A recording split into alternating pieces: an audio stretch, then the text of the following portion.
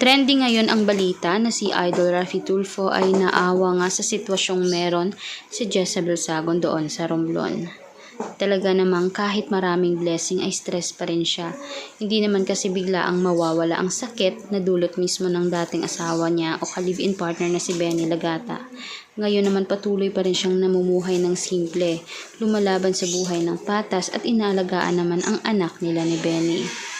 Hanggang sa ngayon umano, ay nananatiling masakit pa rin sa kanya ang pag-iwan sa kanya ni Benny dahil nga mismo ang anak nila ay naghahanap sa kanya. Kung tutuusin ay mas maganda naman talagang lumaking buo ang pamilya at may amang sinasandigan dahil ang inaang siyang ilaw ng tahanan. Ang sakit naman ito dahil nag-prenup up pa naman sila, binigyan niya pa ng magandang proposal, yun naman pala ay mga babae lang din naman.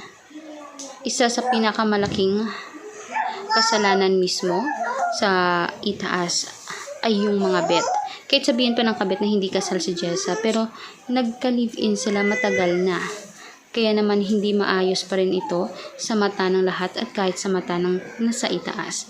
Ngayon patuloy pa rin tumutulong ang handang tumulong kay Jessa at nagpapasalamat naman siya dahil ang mga opportunity ay bigla ang nagbukas at nagsidagdagan pa ang mga blessings na natanggap niya.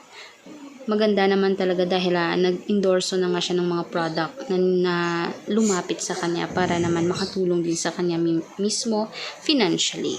Kaya masaya kami para sa iyo, Jessa. Kaya for more opinion, please mag-comment lang sa ibaba at panatilihing nakasubscribe. I-click ang notification bell para lagi kang updated sa ating future trending videos. Maraming salamat mga kanetizen.